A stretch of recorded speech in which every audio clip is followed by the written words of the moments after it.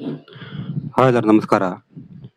ಇವತ್ತಿನ ಒಂದು ವಿಡಿಯೋದಲ್ಲಿ ಜಾತಕದಲ್ಲಿ ಬುಧಾದಿತ್ಯ ಯೋಗ, ಬುಧಾದಿತ್ಯ ರಾಜಯೋಗ ಯಾವ ತರ ಫಾರ್ಮ್ಯಾಟ್ ಆಗುತ್ತೆ, ಯಾವ ನಿಮ್ ಜಾತಕದಲ್ಲಿ ಯಾವ ಒಂದು ಗ್ರಹಗಳ ಕಾಂಬಿನೇಷನ್ ಇದ್ರೆ ಈ ಯೋಗ ಉಂಟಾಗುತ್ತೆ ಅಂತ ವಿಡಿಯೋದಲ್ಲಿ ತಿಳ್ಕೊಳ್ಳೋಣ. ಬುಧಾದಿತ್ಯ ಯೋಗ. ಈ ಬುಧಾದಿತ್ಯ ಯೋಗ ಆಗ್ಬೇಕಾದ್ರೆ ಜಾತಕದಲ್ಲಿ ಬುಧ ಮತ್ತೆ ರವಿ, ಬುಧ ಮತ್ತೆ ಸೂರ್ಯ ಒಟ್ಟಿಗೆ ಇರಬೇಕು. ಜಾತಕದಲ್ಲಿ ಯಾವ ಭಾವದಲ್ಲಿ ಬೇಕಾದ್ರೂ ಇರಲಿ, ಬುಧ ಮತ್ತೆ ಸೂರ್ಯ ಒಟ್ಟಿಗೆ ಇರಬೇಕು. ಮತ್ತೆ ತುಂಬಾ ಚೆನ್ನಾಗಿ ಸ್ಟ್ರಾಂಗ್ ಇರಬೇಕು. ಮತ್ತೆ ಇದ್ರ ಜೊತೆ ಬೇರೆ ಪಾಪಗ್ರಹಗಳು ಇರಬಾರ್ದು. ಉದಾಹರಣೆಗೆ ಸೂರ್ಯ ಮತ್ತು ಬುಧ ಒಟ್ಟಿಗೆ ಇದ್ದು ಇದ್ರ ಜೊತೆ ಏನಾದ್ರು ಶನಿ ಗ್ರಹ ಇದ್ರೆ ಅದರ ಪ್ರಭಾವ ಕಮ್ಮಿ ಆಗತ್ತೆ. ಇದ್ರ ಜೊತೆ ಯಾವ್ದು ಗ್ರಹಗಳು ಇರಬಾರ್ದು, ಯಾವುದೇ ಒಂದು ಪಾಪಗ್ರಹಗಳು ಇರಬಾರ್ದು. ಬೇರೆ ಗುರು, ಮಂಗಳ ಈ ತರ ಗ್ರಹಗಳು ಇರ್ಬೋದು, ಬಟ್ ಶತ್ರುಗಳ ಪಾಪಗಳಿರಬಾರ್ದು. ಇದು 1ನೇ ರೂಲ್. ಮತ್ತೆ ಪಾಪಗ್ರಹಗಳ ದೃಷ್ಟಿ ಕೂಡ ಇರಬಾರ್ದು. ಉದಾಹರಣೆಗೆ ಬುಧ ಸೂರ್ಯ ಯುತಿ ಇದೆ ಇದನ್ನ ತಿಳ್ಕೊಳ್ಳಿ. ಇದಕ್ಕೇನಾದ್ರು ಶನಿ ದೃಷ್ಟಿ ಇದ್ರೆ, ಕೇತು ದೃಷ್ಟಿ ಇದ್ರೆ, ರಾಹು ದೃಷ್ಟಿ ಇದ್ರೆ ಈ ತರ ಆದ್ರೆ ಏನಾಗುತ್ತೆ ಅಂದ್ರೆ ಅದು ಫಲ ಕಮ್ಮಿ ಆಗತ್ತೆ. ಮತ್ತೆ ಬುಧ ಮತ್ತೆ ಸೂರ್ಯ ಒಟ್ಟಿಗೆ ಇದ್ದು ಡಿಗ್ರಿ ಚೆನ್ನಾಗಿರ್ಬೇಕು. ಈ ಬುಧ ಮತ್ತು ರವಿಯ ಡಿಗ್ರಿ ಚೆನ್ನಾಗಿರ್ಬೇಕು. ಮತ್ತೆ ಇದು ಶತ್ರುಗಳ ಮನೇಲಿ ಇರಬಾರ್ದು. ಉದಾಹರಣೆಗೆ ಬುಧ ಮತ್ತು ಸೂರ್ಯ ಒಟ್ಟಿಗೆ ಇದೆ ಅಂತ ತಿಳ್ಕೊಳ್ಳಿ. ಬುಧ ಮತ್ತೆ ಸೂರ್ಯ ಒಟ್ಟಿಗೆ ಇದ್ದು ಏನಾದ್ರು ಕುಂಭ ರಾಶಿಯಲ್ಲಿ ಅಥವಾ ಮಕರ ರಾಶಿಯಲ್ಲಿ ಇದ್ರೆ ಪ್ರಭಾವ ಕಮ್ಮಿ ಆಗುತ್ತೆ. ಯಾಕಂದ್ರೆ ಕುಂಭ ರಾಶಿ ಸೂರ್ಯನಿಗೆ ಆಗಿ ಬರಲ್ಲ. ಉದಾಹರಣೆಗೆ ಬುಧ ರವಿ ಯುತಿ ಏನಾದ್ರು ಚಂದ್ರನ್ ಈ ಕಟಕ ರಾಶಿಯಲ್ಲಿ ಇದ್ದಾಗ ಏನಾಗುತ್ತೆ ಅಂತ ಹೇಳಿದ್ರೆ ಸ್ವಲ್ಪ ಕಮ್ಮಿ ಆಗುತ್ತೆ. ಯಾಕಂದ್ರೆ ಬುಧನಿಗೆ ಮತ್ತೆ ಚಂದ್ರನಿಗೆ ಆಗಲ್ಲ. ಈ ತರ ಬುಧ ಸೂರ್ಯ ಯುತಿ ಇದು ಇದ್ದು ಕೂಡಲೇ ಆಗಲ್ಲ, ಬಟ್ ತುಂಬಾ ರೂಲ್ಸ್ ಎಲ್ಲ ಅಪ್ಲೈ ಆಗಬೇಕಿಲ್ಲ. ನಾ ಹೇಳಿರೋಂಥ ರೂಲ್ಸ್ ಅಪ್ಲೈ ಆಗಿದ್ರೆ ಇದು ಆಗುತ್ತೆ. ಈಗ ಬುಧಾದಿತ್ಯ ಯೋಗ ಯಾವ ತರ ಫಲ ಕೊಡುತ್ತೆ ಅಂತ ನೋಡೋಣ.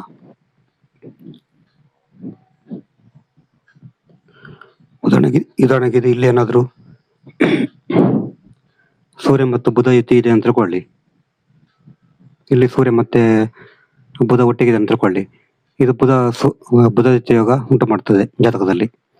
ಈ ತರ ಬುಧಾದಿತ್ಯ ಯೋಗ ಉಂಟಾದಾಗ ಅವರು ತುಂಬಾ ಒಂದು ಬ್ರಿಲಿಯಂಟ್ ಆಗಿರ್ತಾರೆ, ತುಂಬಾ ಒಂದು ಶಾರ್ಪ್ ಆಗಿರ್ತಾರೆ. ಮತ್ತೆ ಅವರಿಗೆ ತುಂಬಾ ವ್ಯಾಲ್ಯೂ ಜಾಸ್ತಿ. ಸೂರ್ಯ ಮತ್ತೆ ಬುಧ ಒಟ್ಟಿಗೆ ಇದ್ರೆ ಆ ಸಮಾಜದಲ್ಲಿ ವ್ಯಾಲ್ಯೂ ಜಾಸ್ತಿ ಇರುತ್ತೆ.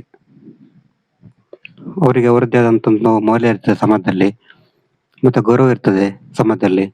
ಸೂರ್ಯ ಮತ್ತೆ ಬುಧ ಒಟ್ಟಿಗೆ ಇದ್ರೆ ಮತ್ತೆ ತುಂಬಾ ಶಾರ್ಪ್ ಆಗಿರ್ತಾರೆ. ಅವರು ತುಂಬಾ ಒಂದು ಶಾರ್ಪ್ ಮೈಂಡ್ ಆಗಿರ್ತಾರೆ.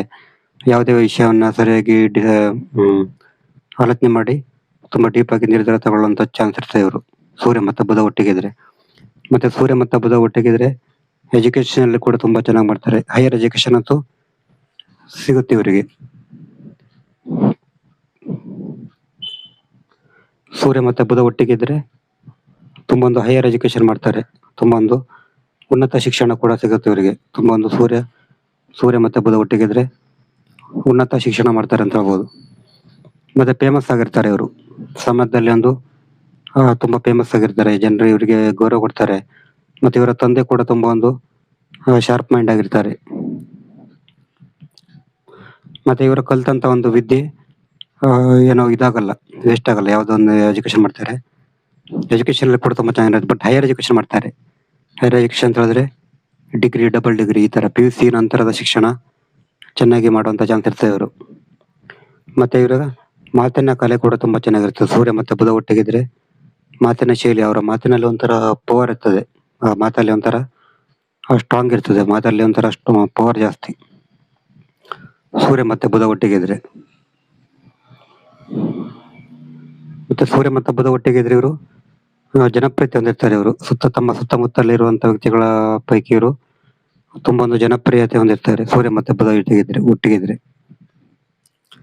ಇದು ಸೂರ್ಯ ಮತ್ತೆ ಬುಧ ಒಟ್ಟಿಗಿದ್ರೆ ಕೊಡುವಂತ ಒಂದು ಫಲಗಳು.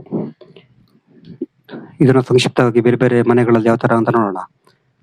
ಲಗ್ನದಲ್ಲಿ ಏನಾದ್ರು ಸೂರ್ಯ ಬುಧ ಇದ್ರೆ ತುಂಬಾ ಜಗತ್ ಪ್ರಸಿದ್ಧಿ ಹೊಂದಿರ್ತಾರೆ ಇವರು. ಇವರ ಹೆಸರು ತುಂಬಾ ಚೆನ್ನಾಗಿರ್ತದೆ. 2ನೇ ಮನೆಯಲ್ಲಿ ಸೂರ್ಯ ಬುಧ ಇದ್ರೆ ಹಣಕಾಸಿನ ವಿಷಯದಲ್ಲಿ ಫೇಮಸ್ ಆಗಿರ್ತಾರೆ. ಮತ್ತೆ ಮಾತಿನಲ್ಲಿ ತುಂಬಾ ಫೇಮಸ್ ಆಗಿರ್ತಾರೆ. ಕುಟುಂಬದಲ್ಲಿ ಕೂಡ ತುಂಬಾ ಇವರ ಕುಟುಂಬದವರೆಲ್ಲ ತುಂಬಾ ಶಿಕ್ಷಣ ಪಡೆದಿರ್ತಾರೆ. 3ನೇ ಮನೆಯಲ್ಲಿ ಸೂರ್ಯ ಬುಧ ಇದ್ರೆ ನೆರೆಹೊರೆಯವರಲ್ಲಿ ತುಂಬಾ ಫೇಮಸ್ ಆಗಿರ್ತಾರೆ ಇವರು. 4ನೇ ಮನೆಯಲ್ಲಿ ಸೂರ್ಯ ಬುಧ ಇದ್ರೆ ಎಜುಕೇಶನ್ ತುಂಬಾ ಚೆನ್ನಾಗಿ ಸಿಗ್ತದೆ. ಪ್ರೈಮರಿ ಎಜುಕೇಶನ್ ತುಂಬಾ ಚೆನ್ನಾಗಿ ಸಿಗ್ತದೆ. ಇವರ ತಾಯಿ ತುಂಬಾ ಎಜುಕೇಟೆಡ್ ಆಗಿರ್ತಾರೆ 4ನೇ ಮನೆಯಲ್ಲಿ ಸೂರ್ಯ ಬುಧ ಇದ್ರೆ. 5ನೇ ಮನೆಯಲ್ಲಿ ಸೂರ್ಯ ಬುಧ ಇದ್ರೆ ಹೈಯರ್ ಎಜುಕೇಶನ್ ತುಂಬಾ ಚೆನ್ನಾಗಿ ಸಿಗ್ತದೆ. PUC ಡಿಗ್ರಿ ಶಿಕ್ಷಣ ಚೆನ್ನಾಗಿ ಸಿಗ್ತದೆ. ತುಂಬಾ ಬ್ರಿಲಿಯಂಟ್ ಆಗಿರ್ತಾರೆ ಇವರು.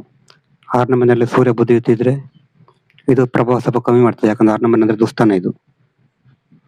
ಆವಾಗ ನೀವು ಸೂರ್ಯ ಮತ್ತು ಬುಧನ ಪರಿಹಾರ ಮಾಡ್ಕೋಬೇಕು. 7ನೇ ಮನೆಯಲ್ಲಿ ಸೂರ್ಯ ಮತ್ತು ಬುಧ ಎತ್ತಿದ್ರೆ ನಿಮ್ಮ ಸಂಗಾತಿ ತುಂಬಾ ಎಜುಕೇಟೆಡ್ ಆಗಿರ್ತಾರೆ. ನೀವು ಸಾರ್ವಜನಿಕ ವಲಯದಲ್ಲಿ ತುಂಬಾ ಎಜುಕೇಟೆಡ್ ಫೇಮಸ್ ಆಗಿರ್ತೀರಿ. 8ನೇ ಮನೆಯಲ್ಲಿ ರವಿ ಮತ್ತೆ ಬುಧ ಎತ್ತಿದ್ರೆ ಇದರ ಪ್ರಭಾವ ಸ್ವಲ್ಪ ಕಮ್ಮಿ ಆಗುತ್ತೆ. ನೀವು ಇದನ್ನು ಪರಿಹಾರ ಮಾಡ್ಕೋಬೇಕು. 9ನೇ ಮನೆಯಲ್ಲಿ ಸೂರ್ಯ ಮತ್ತೆ ಬುಧ ಎತ್ತಿದ್ರೆ ನಿಮ್ಮ ತಂದೆ ತುಂಬಾ ಚೆನ್ನಾಗಿ ಎಜುಕೇಟೆಡ್ ಆಗಿರ್ತಾರೆ. ಧಾರ್ಮಿಕ ಕಾರ್ಯಗಳಲ್ಲಿ ತುಂಬಾ ಫೇಮಸ್ ಆಗಿರ್ತಾರೆ. 10ನೇ ಮನೆಯಲ್ಲಿ ಸೂರ್ಯ ಮತ್ತೆ ಬುಧ ಎತ್ತಿದ್ರೆ ಇದು ಸರ್ಕಾರಿ ನೌಕರಿ ಕೊಡ್ತದೆ. ಸರ್ಕಾರಿ ನೌಕರಿ ತುಂಬಾ ಚೆನ್ನಾಗಿ ಕೊಡ್ತದೆ. ಇವರು ಫೇಮಸ್ ಆಗಿರ್ತಾರೆ. ಇವರ ತಂದೆ ಕೂಡ ಸರ್ಕಾರಿ ನೌಕರಿಯಲ್ಲಿರುವಂತ ಚಾನ್ಸ್ ಇರುತ್ತದೆ. 12ನೇ ಮನೆಯಲ್ಲಿ ಸೂರ್ಯ ಮತ್ತು ಬುಧ ಎತ್ತಿದ್ರೆ ಇದು ಪ್ರಭಾವ ಸ್ವಲ್ಪ ಕಮ್ಮಿ ಮಾಡ್ತದೆ. ನಿಮ್ಗೆ ಜಾತಕ ವಿಶ್ಲೇಷಣೆ ಮಾಡಬೇಕು. ನಮ್ದು ವಾಟ್ಸ್ಆಪ್ ಸಂಖ್ಯೆ 70 906 37 934. ಈ ನಂಬರ್ಗೆ ವಾಟ್ಸ್ಆಪ್ ಕಾಲ್ ಮಾಡಿದ್ರೆ ಜಾತಕ ಬಗ್ಗೆ ತಿಳಿಸ್ಕೊಡ್ತೀನಿ. ನೆಕ್ಸ್ಟ್ ಆದ್ರೆ ಬೇರೆ ನಮಸ್ಕಾರ.